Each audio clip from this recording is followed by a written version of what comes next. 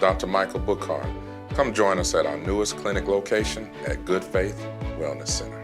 We provide compassionate health care for your entire family, from virtual visits to office appointments. We're committed to providing the best care. We accept all insurances, and we provide monthly wellness plans. Let's start your family journey to a healthier, happier life. Schedule your appointment today. And remember, true wealth begins with good health.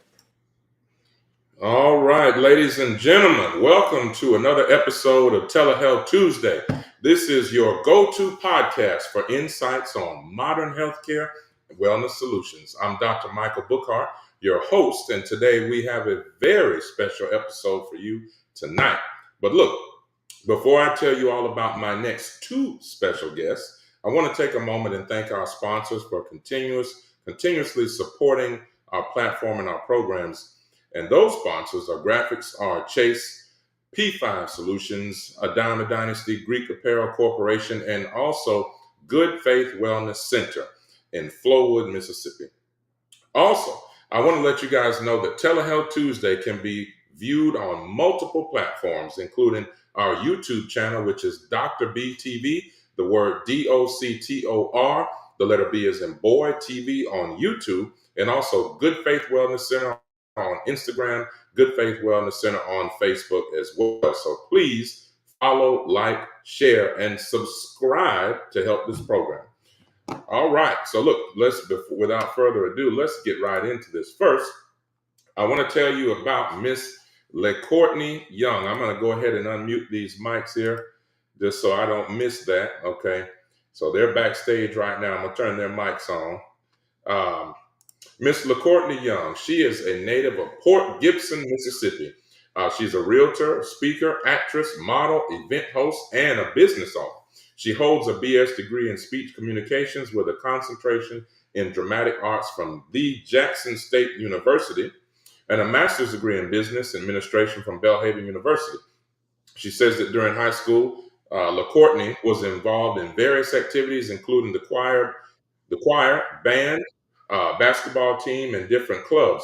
And in addition, she was also crowned Miss Port Gibson High during her senior year. And at Jackson State University, she participated in the university choir, the gospel choir, the Lady Dazzlers basketball dance team, and the theater guild, Mad Drama, amongst other clubs and organizations. I'm going to go ahead and skip because she's so decorated. I'm going to let her tell you guys a little bit more about herself and her platform, but let me skip down to the big one, because all that was big, all that was important. But the crowning achievement, crown, no pun intended, now at age 44, she is crowned Miss Black Mississippi 2025, and she champions the platform Reigning with Grace. That's an acronym, advocating mental wellness by giving resilience, awareness, compassion, and empowerment. I'm going to let her tell you about that. But look, without further ado, let me go to also our other special guest, Miss Alexis Bailey. Okay, I knew her as Alexis Granger back at the time when we took care of her. Listen, I want to tell you about this young lady who's become a friend of mine. Alexis Montrese Bailey was born on June 25th, 1995. Look, you know, when people are still young, they give their whole birthday. Okay, they're going to give the whole birthday. Once you hit 40, you ain't doing all that. Okay. All right. So she was born to the parents Carla and Demetrius Granger. Growing up, Alexis always had a passion for healthcare. She graduated in 2017 from Southwest Mississippi Community College with an applied science degree in health information technology. She has had medical record internships at Southwest Mississippi Regional Medical Center, St. Dominic's Hospital, and the University of Mississippi Medical Center. Alexis has also enjoyed a successful career working as a patient ambassador, medical records technician, patient access specialist, and now as a claims specialist. Alexis is married with one biological child and one bonus daughter. She has a younger sister, along with many friends whom she adores. She's overcome many obstacles in her life, but none more challenging than the battle for her life against the COVID-19 virus. She's enjoying every minute of life to the fullest. Ladies and gentlemen, I can't say any more about these very special young ladies. Hear ye them. Let's welcome LaCourtney Young, Alexis Bailey. Give it to him. Give it to him, y'all.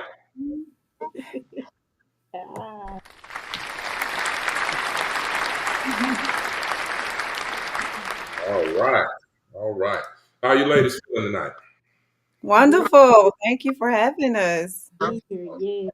Absolutely. Absolutely. It's my pleasure. Can you guys can y'all see the comments? Everybody's good? I think so. I hear just a little bit of echo on somebody's, but I think say something right real quick, Courtney. Say something. Hello, everybody. Okay. Maybe then Alexis, can you say hello as well? Hi. No, so now she's being shy or talking all soft on camera. But well, look, we are so thrilled to have y'all. This is a very special episode of Telehealth Tuesday. This is something we put together. Uh, it's something, so I hear a little. Let me see here, one second, because I'm hearing that again. Let me see if I can figure this out. Hold on 1 second. Okay, I think that's gonna be.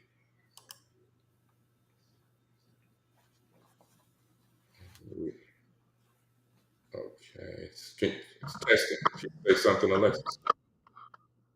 Hi. Okay, yeah, I think that was. Yeah, that was on your end. I don't know if there's a way to. I don't know what that is.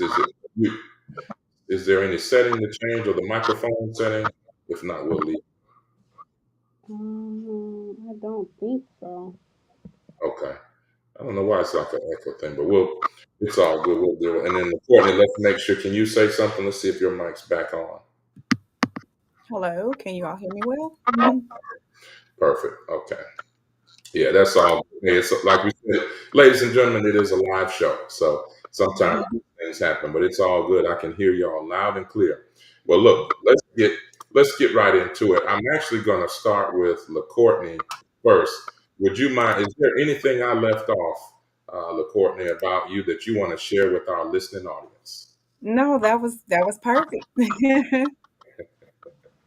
Okay. Well, I'll take perfect. All right. So I think we've got some people in here. Hey, hello, good evening, everyone. We're seeing some new faces. I got my brother Danye over there, and Katrina said it's not bad. Okay, well, I appreciate you all. Good evening, and thank you all for joining us. Good Faith for another episode of Good Faith. I'm sorry, Telehealth Tuesday. Thinking about Good Faith Wellness. All right, so let's start with you, LaCourtney. Tell us all about this. I wanna know, as Miss Black Mississippi, what exactly is your platform focus, and why did you actually choose that to become your focus? Oh, thank you. Well, when I initially made the decision that I was going to vie for the title of Miss Black Mississippi, I have never been in a pageant of this magnitude before. Yes, when I was a little girl younger, but I learned that I needed to have a platform focus. And so in discovering what the platform focus it should be centered around, it should, pertain to something personal, something that's dear to our hearts. I knew Mhm. immediately that I wanted to be on mental health wellness simply because of my own personal life experience with mental and emotional health. Family member that I've had to advocate for and be there for, dealing with mental health. I knew that that is what I wanted to focus on because I wanted to create a platform that I can open the discussion and offer resources and engagement, get us to talking more about mental health because I knew in our community we keep quiet or we don't truly openly discuss mental health issues in our community and how we could advocate for one another, resources that are available. So I decided to be an advocate for mental health wellness and create the platform Raining Grace. And the reason why I chose Raining Grace because not only am I walking on my journey as Miss Black Mississippi USA with grace, but I wanted to um, provide empowerment, compassion, encouragement to others, especially women, to break the silence and break the stigma when it's surrounding mental health wellness. Mhm. That is wow. And I want to just say publicly that we applaud you for doing something like that, so noble. And like you said, it's something that even in the medical community, we it was, and especially in the African American community, that's something that either people shy away from or they act like it's not happening, or it's just like when people have incest and all that kind of thing, and we say we just want to pray it away, and of course. I'm sure that the three of us here are all God fearing people and Yeah. Christians, but the Bible says faith without works is dead. And so Mhm. we've got to do more than just sit around and act like we just going to act like it didn't exist or pray it away. And so yeah, I really appreciate you doing that and coming on. So, what would you say some common misconceptions about, like some of the common misconceptions about mental health are, and that you would like to address on your platform? Yes, you actually mentioned one, and with us, especially in our Black community, so many of us, you know, grow up in the faith and the belief that all we need is prayer. And yes, prayer and belief, faith, but the stigma is that there is no other way to get through a situation. Right. So you actually, mentioned that we are taught to be strong. We are taught to keep quiet about, things. And then also we are taught that when we see people in mental health crisis or meltdowns or breakdowns, we just simply say, oh, she crazy, or we call them crazy. Hmm. So what I intend to do is get us to understand that with faith, we can seek help. With faith, we can, seek therapy and find the resources to help. We see family members we know in as ourselves, we go through things and we just try to battle it out and fight it on our own. So I intend to just open the door for us to understand, especially in our community, the resources that are available, to us. People may feel like therapy is not for me. People think that you have to be in a crisis to Hmm. need or seek help, and that's another stigma that I want to break. You can just simply feel that you are just going through some things and you just need someone to guide you. And a lot of times we, turn to our friends, we talk with our friends, but it's only so much advice your friend can give you. That's And right. yeah, that's actually what led me to seeking therapy. I was turning to my friends so much that Hmm. I realized I was dumping everything off on my friends. And I said, I have to stop doing that. I need to find a professional help, someone that I not only can share and talk about what I'm going through, but then they can provide me feedback on, professional feedback on how to overcome, how to get through. Yeah, absolutely. Well, and I appreciate your answer on that. I'm going to come back to you in just a second. I'm going to jump over just a little bit and look. I know y'all are thinking, well, wait a minute. We got the Courtney on here, then we're going to talk about a COVID survivor and all that. But look, when we get done, the Lord gonna bless it. Y'all gonna see. You guys are going to see. So look, let's get right into it. On my friend, Miss Alexis Bailey. I want to just go ahead and jump right into this thing, Alexis. Would you please take you go ahead? You have the floor. Tell us how what was going on that fateful day in 2020 when you came to that hospital that will remain nameless, and what your symptoms were. Just take it from here, Alexis. Okay. Can y'all hear me well? Yep, we can hear you well. Thank you. So I had COVID twice in 2020, and I first caught it June 25th. Actually, it was on my birthday. I caught it, and it really wasn't that bad. Symptoms died down, but it was a little voice in my head that was telling me, just go get checked again. Just make sure everything is still good. Well, back then we had all the CDC guidelines, and CDC was telling us, well, you can't catch it twice. So I was thinking that I was good. So went back to work. Symptoms, like I said, went away. And then toward the end of July of 2020, I caught it again, and it was absolutely horrible. I could barely get out the bed. I couldn't hold anything down. Ice chips, water, I couldn't hold nothing down. And it got so bad. I remember me and my little girl sleeping in our guest room here at my mom's house back then. And I was asleep and I turned back to the door and I saw what I thought was my mom, but it wasn't. And I woke up and I said, "Mom, is that you?" And it just disappeared, like you would like blow out a candle and the smoke just come, whoever that was just disappeared. And I'm like, wow, I was so sick to the point where I didn't even really, it didn't register with me until after everything was over. And so I had asked my mom, I said, was you watching me sleep? And she was like, so I'm like, okay. So by then my dad, he called me on the phone and he was like, please go to the ER. And I said, I really don't want to go because I was so weak. I was so weak. And so my mom called 911. She called them and they came. By the time I got to the ER, I was severely dehydrated. My eyes was bloodshot red. And the AMR lady was like, we was rolling into the ER. And the AMR lady was like, baby, you burning up. Let me just check your temperature. My temperature was 105 when she checked it. 105. 105 when she Oh, checked it. hold on. Excuse me, people. Not 100.5, 105 degrees Fahrenheit. All right, Yes, let's continue. Go ahead. yes. And so, by that time, all the doctors and stuff just came rushing up to me. They were trying to figure out what was going on. And one doctor, he was like, man, you got yourself really dehydrated. And I said, yeah, I know.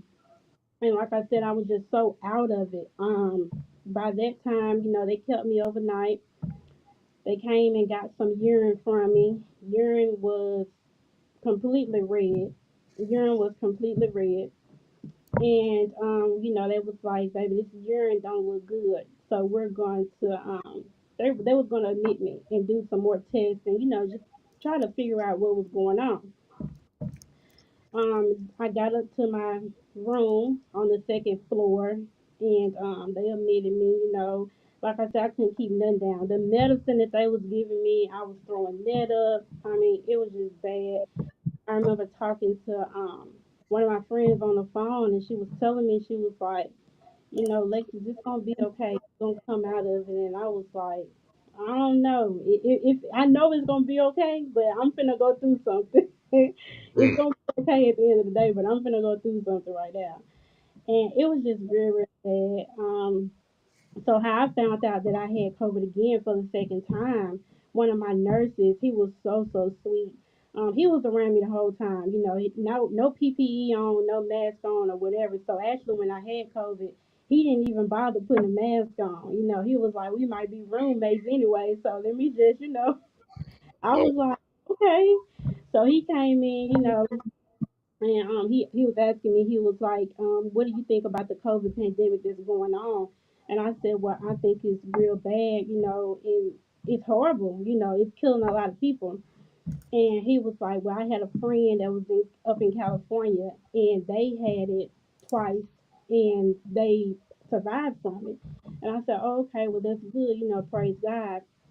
And he said, well, I said that to say you have been diagnosed with COVID 19 again. And it just completely got quiet. And everything from then was like a blur.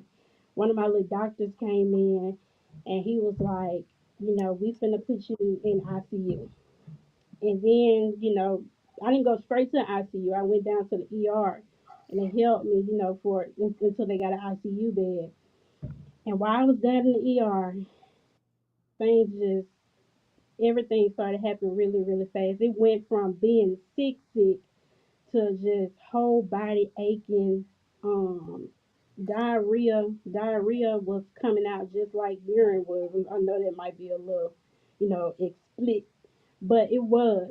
Um, and it was just really, really bad. And I was on the phone with one of my friends, and she said, "I actually heard you put the phone down on the bed and call the nurse in and tell the nurse, I'm tired. Put me on the ventilator. I just want to rest." Because at that point, I was like exhausted. Excuse me, you were asking because I think I'm trying to remember when I don't know if when I took over your care whether you were on the ventilator, life support, or before you. I don't remember at which point were you already on, but you're telling the audience you asked to be put on life support. I asked to be put on the ventilator because at that time, the nurse, I buzzed the nurse, I was in there, I couldn't breathe. And the nurse was like, "Baby, it's nothing, none of the medicine was working." And she was like, I think it was a man. He was like, "There's nothing else that we can do for you but put you on the ventilator." And I was like, okay, I'm young. I was about 23, 24. Again, I was by myself. That was a very scary time. Um, and so I was like, okay, you know, I had no other choice, but because my body was tired. Like I was so tired, and I wanted to rest. So I told them, I said, put me on a ventilator, and then they said, okay. After that, a whole bunch of doctors and nurses came in. They laid me straight back, and they said, all right, baby, you're gonna hear me clapping my hands, and I'm gonna count to three. By the time I get to three, you're gonna be knocked out. And the lady, she was clapping her hands. She was one, two, three, and I was out. Pitch black, no recognition of nothing. Let me and look before she takes it from there, folks. I want to interject real quick here. By the way, even though these ladies are here tonight, Alexis is sharing her testimony. LaCourtney is talking about her platform and her, what personally brings her close to this platform. Please, at any point, guys, this is a live forum, a safe space. If any of you have any questions about it, even if it's a medical question for me about COVID, questions for Alexis, like what she was experiencing, how was it being on the ventilator, or for LaCourtney about her platform and why, this is the time, folks. So there's no such thing as a, well, there may be such thing as a stupid question, but we're going to try to do our best to answer all questions because that's what we're here for. Let me switch gears real quick. Alexis, if you hold that thought, let's go back to LaCourtney. I think her mic. So, LaCourt, let's just piggyback because I know that your platform is on mental health, but Yeah. I'm going to tie this into COVID because, man, this was some of the darkest times that we experienced. I know even for one, it was depressing to me as a provider. What are your thoughts? And did COVID shape any part of your understanding of mental health, or maybe why you chose to do this? Did COVID uh, did that Yes. have anything to do with that? So, one of the reasons why I am happy that you have us both on, let me start by saying it. I wanted to make certain that people heard me say, just like when we start facing medical problems, like she felt something was wrong with her body physically, right? And her family, everybody, you got to get help. Let me get you to the doctor, Hmm. right? We do that when we physically feel like we are just at our lowest, so we are, we're sick, something is wrong. Let me get to a doctor. We have to do the same when it comes to our mental and our emotional health. It's the same. When you feel that you are battling in your brain, you're battling, you're going through a mental break. And that's where I'm going to come in with what led me to be as much of an advocate as I am with mental health. Is simply because I remember when I started feeling emotionally and mentally just beat up, drained, just body aching. Like though your body physically feel a certain kind of way when you're going through a mental breakdown. You feel sick. You feel sick. You feel like you can't go on. There were times that I was in my bed balled up and just did not understand what had me there. Like, what is going on with me? The thoughts that I would have. So during COVID, actually, COVID was the year where I was out in the world on my own for the first time. I had been married for about 15 years. And the year prior, I walked away from my marriage in 2019. So I stepped into 2020. I became a real estate agent, ready to just go full force. And COVID hit, things had to slow down, of course. And I started having to face the reality that, okay, not only are we facing COVID and we going through these things, but I'm facing the world alone for the first time in my life because I went from being a daughter to being a wife. So this is the first time in my life that I was out here in this world just trying to make it on my own. And now we're in COVID and we're locked in. And so it's really what to do.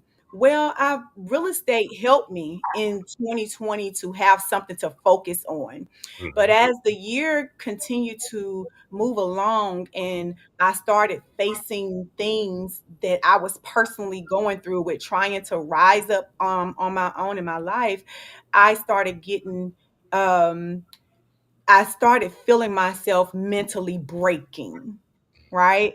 And so, as I mentioned before, I was dumping these things off on my friends, how I was feeling, what I was going through, what I went through.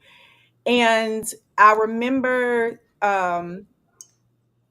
what led me to hopping on Google, like, let me find a therapist, let me find help. I remember being in my bed and just feeling just aching, just my body just I don't even think I still can describe what that feels like. I didn't know until I started talking to a professional and started sharing what I was going through, the things I was thinking, that she started letting me know what that was.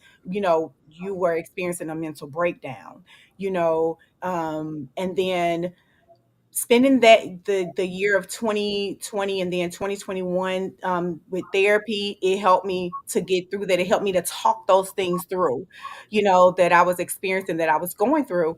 And so what I want to say is, listening to Alexis, it is similar. Your Mm. mental is similar to your physical.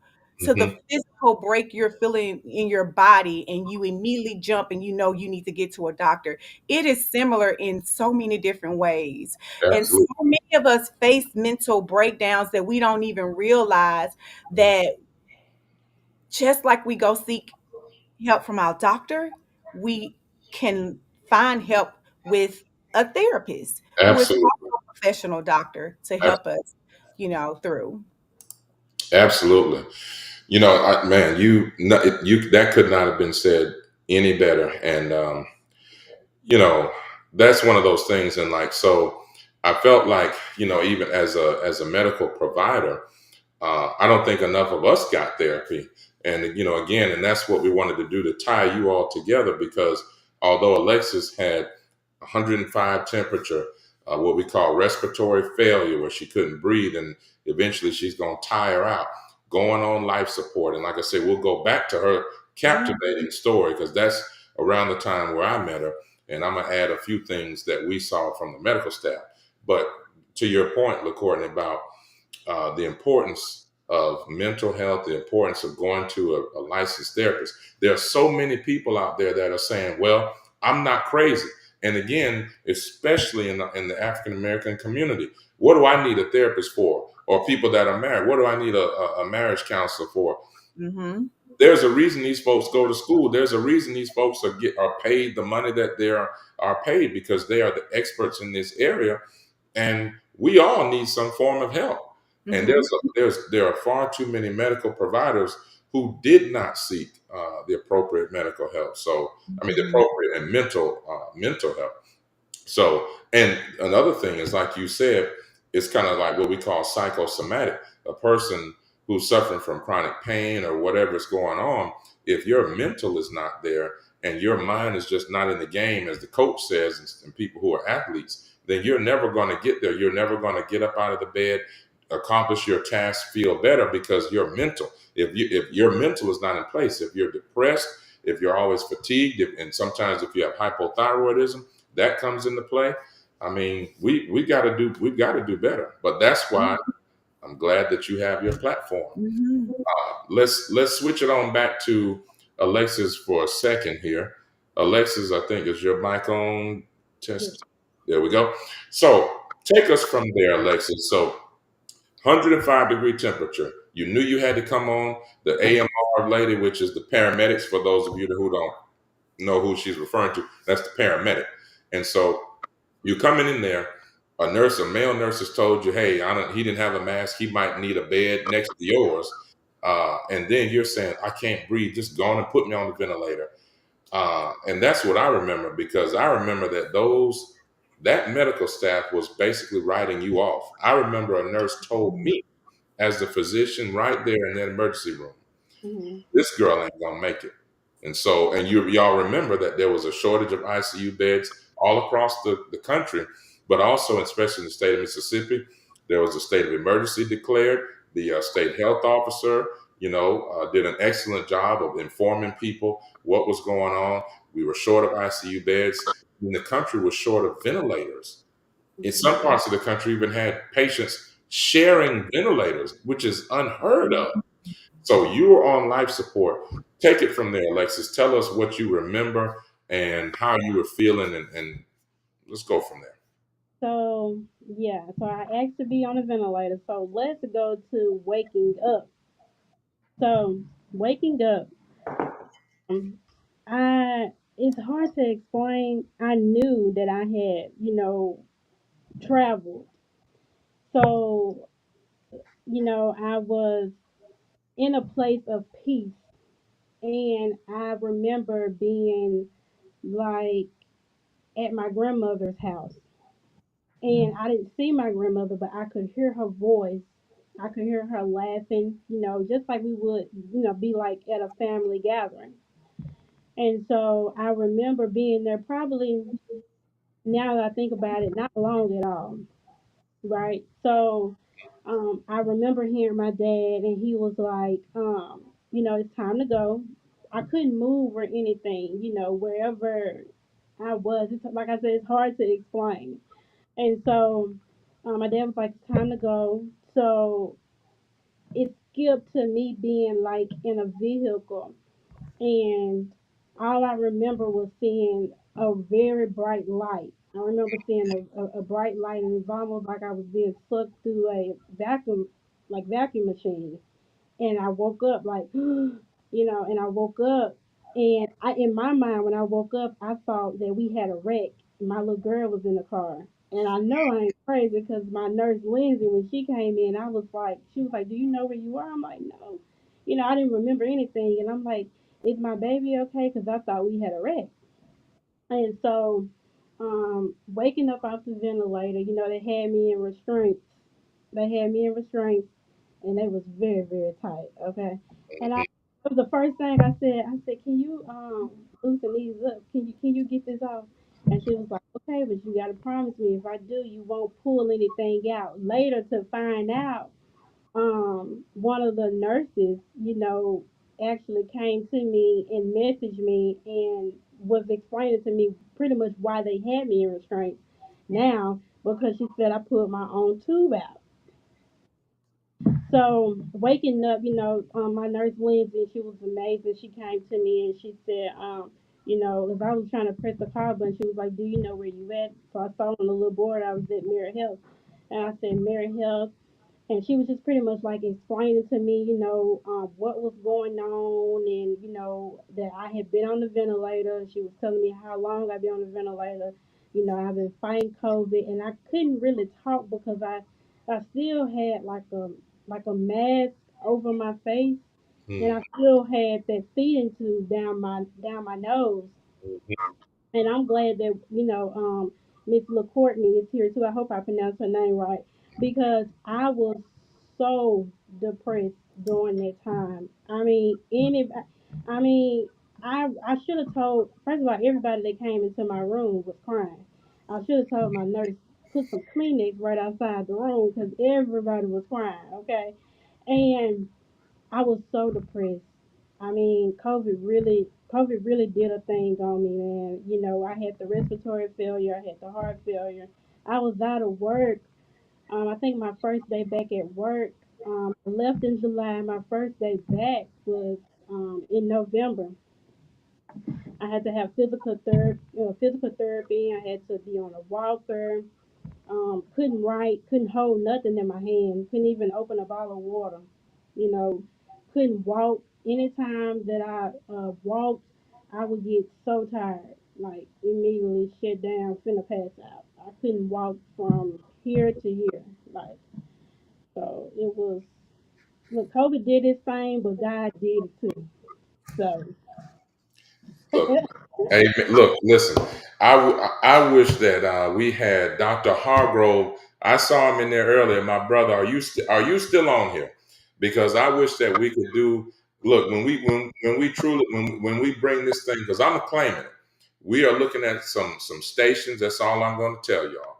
But we're looking at some news stations. They're looking at us. When this thing goes, I mean, really big. We're gonna be bringing people in. We're gonna say, focus the camera on this person. Bring up the lights right here. So you just got to claim that thing. But I wish I don't have that prophetic word like my brother, Dr. Danye Hargrove. If you're in there, brother, say something. Tell us, give us an amen. But look, that's the biggest thing, and that's I wanna just take a couple of minutes, and then I'm gonna pivot back over to LaCourtney. Okay, we got an amen. Let's put that on the screen now. We got an Mm-hmm. amen. That's all the way from Orlando, Florida, Dr. Phillips High School over there. So look, when I saw you, I'm gonna tell you this from my account. Like I said, those folks in there were saying this girl is done. And how old are you now, Alexis? I'm 29. 29. You were I 24, was 24. Yeah. right? 24-year-old, and they're saying that this is over because y'all have to keep in mind COVID. Although you had all these famous doctors on CNN and Fox and Mhm. whatever else, and then also the United States government and all those officials, everybody was acting like they were some kind of darn professional, some type of expert, which was so ridiculous. It's like, guys, we don't understand this. People are not being honest with the American people. We do not understand this disease. We don't know what it is. People Mhm. were coming in, even in my hospital right then, in full hazmat suits. I mean, because this is like, we didn't know if it was chemical warfare. We didn't know what was going on. And so you guys have to, I just want to put in perspective, when I met Alexis, this is what we were dealing with. We didn't know. And so when she comes in, 24-year-old with 105-degree fever, not breathing well, chest congestion, her lungs on x-ray were completely whited out. And then, like you said, at some point they put a tube down her throat. She's on life support, nasogastric tube, up in her nose, worked it down its way into her stomach to feed her, and she was sedated and restrained and out of it. I heard them saying this is it for her and let's give up. But I'm here to tell you that when this miracle drug called convalescent plasma came out, yours truly was blessed to be the first one to use that at this facility. And when I brought that up, they said, "What are we going to use it on her for? There's nothing left to do. She's gone." I said, "I'm not going to let on my personal watch to let a 24-year-old girl come into this hospital with her father over there crying, almost essentially making me and some of the other staff, we were all in tears. And to see this young woman got a baby, like there's no way on God's green earth we're going to give up on her. We got that convalescent plasma ordered. They shipped it to us. We gave it to Alexis, and I'm here to tell you, you all see God's goodness right here. She is Yes. on this platform, on talking to y'all tonight, from raised from that watery grave, from Mm. that later, and she is here on this platform with me and Courtney to tell her testimony. And Mm. so this isn't just, I'm not trying to just get over religious, But I don't care what anybody thinks. This is God's grace and mercy personified. This is a miracle. Okay. Mhm. And so for people who want to get the full details about all that, that you can go on WAPT website. They came to our clinic at Good Faith Wellness Center and we did a whole special on that. But I just want y'all to know that this young lady has really become part of the family with me because I saw her on that suffering, just clinging on for dear life. So I just wanted to let you all know that that is from the healthcare provider standpoint. So let's pivot back to LaCourtney. So we talked about, the importance of mental health. We talked about why you have that as your platform. So during COVID, like let's say, what would you say some of the biggest obstacles are that you faced in seeking mental health support? And Mhm. talking about these things openly. Like what type of obstacles? Mhm. Well, for me, it's because we don't do enough of this that we don't just automatically know where to turn to, the direction to go in. I had to literally research, okay, I'm going through this. What do I need to do? Who do I talk to? Who do I find? Alexis mentioned how the situation that she went through led her to depression. And that's one of the other reasons, why I chose mental health to advocate for mental health, because so many of us have had something in our life that has brought on depression in some way, in some shape or form. Many of us experienced or still experiencing some form of depression. And so many of us during COVID really faced a lot of mental health, issues that we probably haven't even taken time to heal. Um, and so I hope that those who are listening tonight can tie the two together and understand that just as Alexis mentioned, those things that she experienced and went through led her to a form of depression. We have to seek the help like we also seek help when it comes to our physical. So I'm going to keep saying that tonight.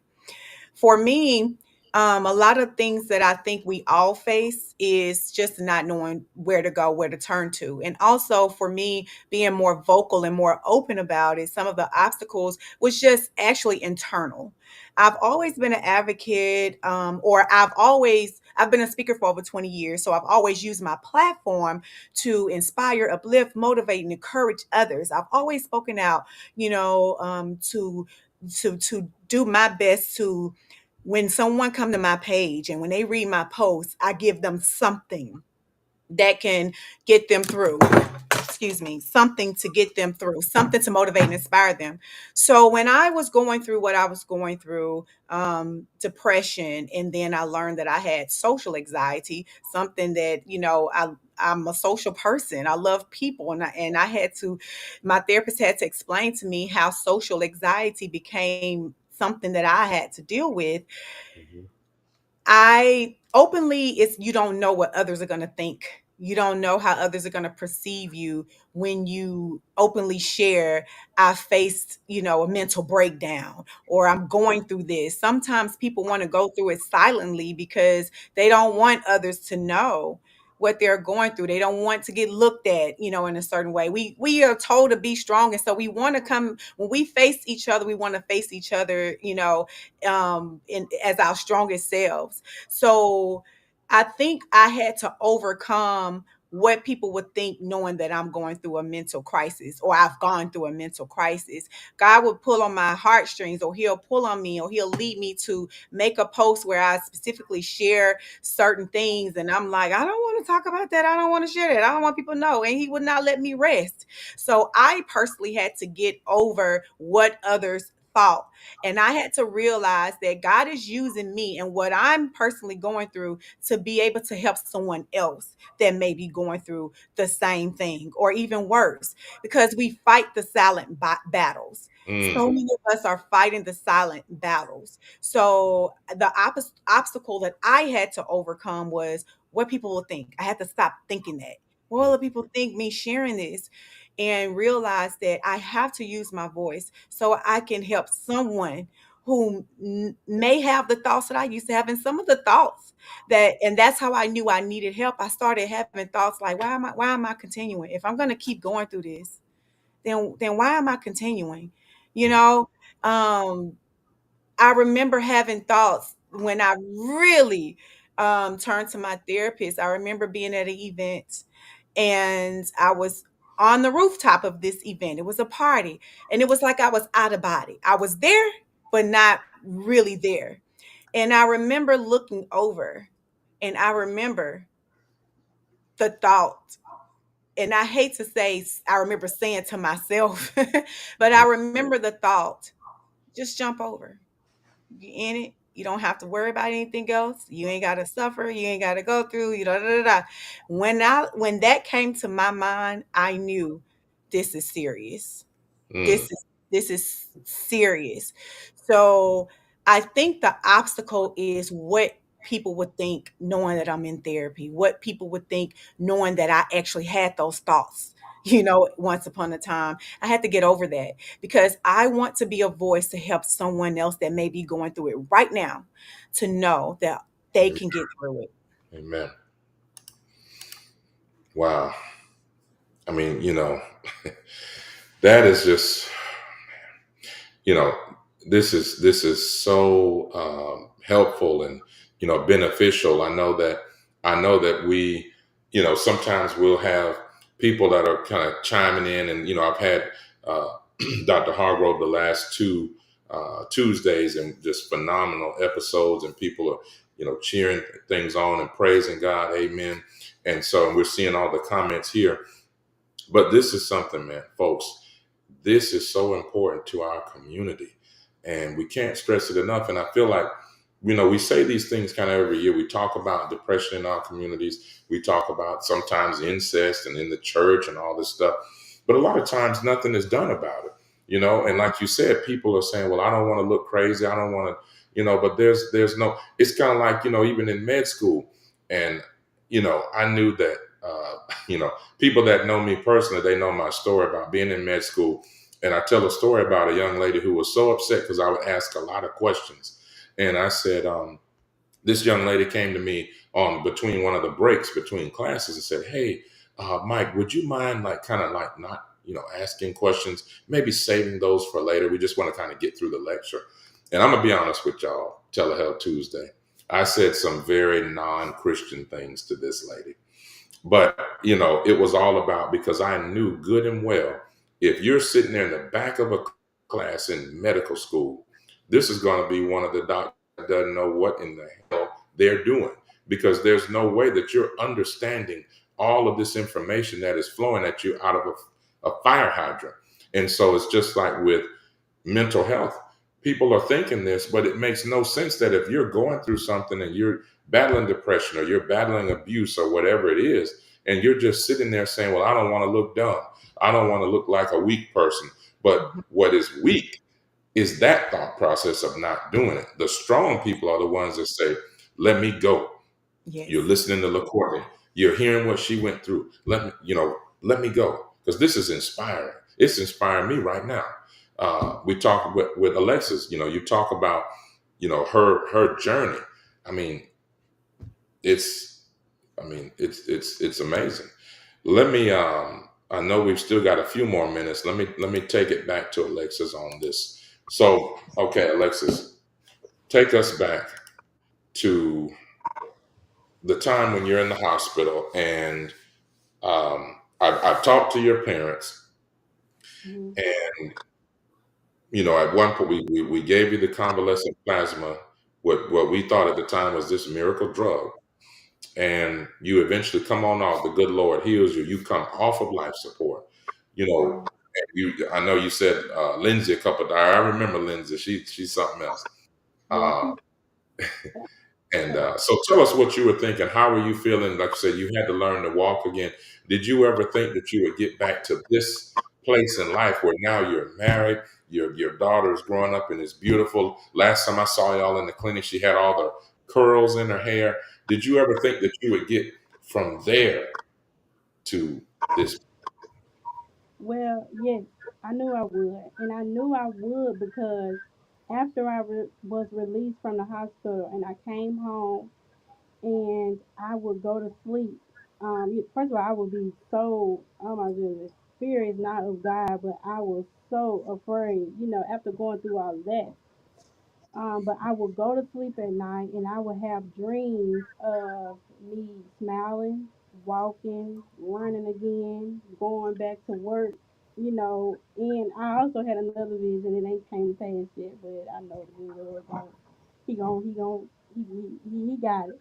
But yes, I knew I would, and I even had a friend that reached out to me and she was like, Alexis, I knew you was gonna be okay because I saw I had a vision of you smiling again. So I knew that I was gonna get back to myself. I just didn't know when, and it was I I didn't wanna. I was so depressed around that time because everybody kept talking about, the situation that I was in, not what I was not that I was gonna come out of it, but they just, kept talking about, the heart failure and COVID and stuff like that. And it was hard for me to, maneuver through that. I couldn't even focus on my healing because I was so depressed, listening to the things that, I was hearing and they were saying. But yes, I knew I was going to be back to myself and I knew I was going to be okay because, like I said, when I came home, I had dreams of me walking again, even going back to work. Wow, man, that's so inspiring, man. That's amazing. And then I remember seeing your name on my schedule, So, and Alexis. I said, "Wait a minute now, man! I'm telling you, I don't even think I'm that much of an emotional person, but man, I'm telling you, man, that day, I said, wow, I couldn't believe. I had to tell Miss Love, my assistant. I said, is that Alexis Granger? Because I think your married name. Is that yeah. I, what? And what were y'all? You said y'all saw a commercial or something. How did y'all get the Good Faith Wellness Center again? What? So, really, to be honest, I had been following you for like 3 years, on Facebook, but I don't think you knew. And Mhm. so I found out about you because I think you was doing like a news press conference, and I was in the kitchen in my mom's house, and my mom and my dad was like, "Let's, come to the TV. Your doctor on the TV." And so I saw you, so I'm like, okay, let me look him up on Facebook. Let me just add him as a friend. I just want to tell him thank you. Yeah. Tell the good Lord thank you, and you thank you too. And so I had been following, you had been posting it. I saw that you had the restaurant, right? The weekend restaurant. And so one of my nurse practitioner friends, she was like, you gotta go down, to his restaurant sometime, but I never got around to it. Yeah. And so I saw you had a clinic, and I'm like, you know what? I need a doctor. And what other doctor is good enough? Who else besides the good Dr. Brookhart, right? My good friend. So I'm like, let me just, swing on by. And to be honest, I had told my sister, I said, you think he gonna remember me? That's been a long time. I said, you think he gonna remember me? She said, I don't know, but Absolutely. she said, I don't know, but if he doesn't, just go on with the visit. Don't be upset. I said, no, I'm not gonna be upset. I'm gonna make him remember me. I'm gonna show him pictures or something. He Yeah. gonna remember. Hey. And so yeah, and you came into the room and you was like, do I know you? Your face looks familiar. And I said, well, no, because we never really met. Because I never seen you after after I had came back to work and stuff like that. I never seen you. I know I went down to ICU to see Lindsay, but I Hmm. never saw you in the hallways or anything like that. So, but I was gonna find you one way or the other. Man, praise God. Look, I'm so glad that y'all did. I'm so glad y'all did. Mhm. Um, Look, good people, I could sit here all night. We could be here all night. I want to Yeah. give these two ladies the floor to provide anything they want to let you all know. We always give our guests the ability to close out, tell everybody who you are, what you're working on, where they can find you, what's coming up next. Let's start with you, Alexis, and we're going to let LaCourtney close it out for us. So I am working on a book. I'm working on a book, and I'm also working on other things too. Like I started like the AB movement, and I actually got that little quote from you, Dr. Bruker. I started. I know you don't mind the from life support back to life. Yeah. Um, and behind the movement, I really don't want to say too much about it because I have to go before God and make sure He says it's good, and if God says it's up, then it's up. We doing it. And so I'm working on a book, and I'm also working on jewelry, like a jewelry line that people can wear, and hopefully it touches them and gives them hope. The same hope that I had, and still do have with everyday challenges in my life. Hopefully, this jury line can provide some type of peace and hope for them. When they're battling different things. So, um, I am on Facebook. I just created a new Facebook page, and it's called Alexis Bailey. And that's where I like really post about my story more in depth and stuff like that. Beautiful. Awesome. That's amazing. Thank you so much for sharing that with us, man. That I'm telling you, every time I hear that, we've on the news and we've done all that stuff together. Every time I hear it, it touches me. LaCourtney, take it Mhm. away. Yes, thank you for having me on. Mental health does tie into our physical health, so I really appreciate you giving me the opportunity to share a little of my story and to hear and meet Alexis. God is so amazing, and to hear and to see you is just confirmation that we truly serve an awesome God. And what one thing that I want to leave with everyone is Right there. there are resources available for us. um, you can always go and Google the Mississippi Department of Mental Health. The Mississippi Department of Mental Health has so many resources and services available to us to help us through any mental, emotional, any turmoil that we are facing, that we're going through. Family member, go to the mental health, the Department of Mental Health, or NAMI, NAMI of Mississippi is also an organization that is there to provide services for us or our family member.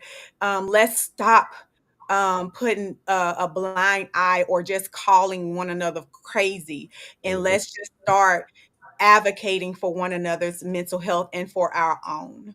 I am preparing to compete for the national title of Miss Black USA. I will be competing this August, so I am on my journey to nationals. I am seeking sponsorship and donations to help me get there.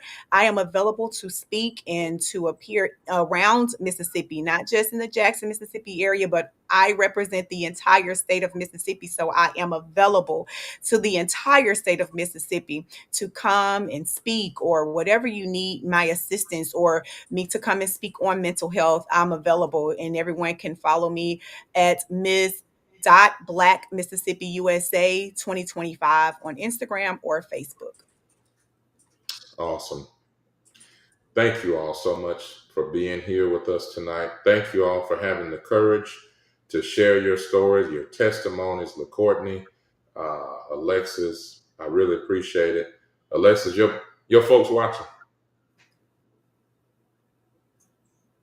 Oh wait, I think your let me get that mic on. Let's see. Okay, wait. Nothing. Okay, there we go. What were you saying? Yeah, they are. They are watching. I'm not sure if my dad is here because he had to run an errand, but my mom and my little girl's here. All right. Please give them our love. Thank you so much, both of you, for being on tonight. Listen, good people. Thank you for watching another episode of Telehealth Tuesday, a special episode. As always, we love our fantastic audience and support that you all give us each and every Tuesday at 7 o'clock p.m. Central Standard Time. Now, look, next week, we will have Glozell Green, international comedian extraordinaire, actress, food connoisseur, aka foodie. This young lady has actually interviewed Oprah Winfrey, and she's interviewed President Barack Obama. This, I'm telling you definitely don't want to miss this. Glozell will be here. She's going to be with us the entire hour. We are going to laugh. Hopefully not too much crying, but if you're crying, it's probably going to be from a lot of laughter because she is crazy. But no, that's my girl. They're very dear to our family. An amazing person. You don't want to miss that. So with that said, make sure you join us next Tuesday. Again, 7 p.m. Central Standard Time. Don't forget to subscribe to Dr. B TV on YouTube.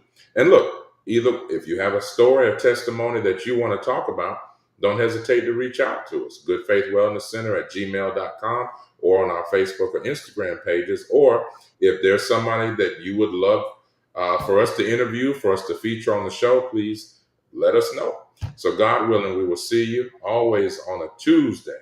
And remember, true wealth begins with good health.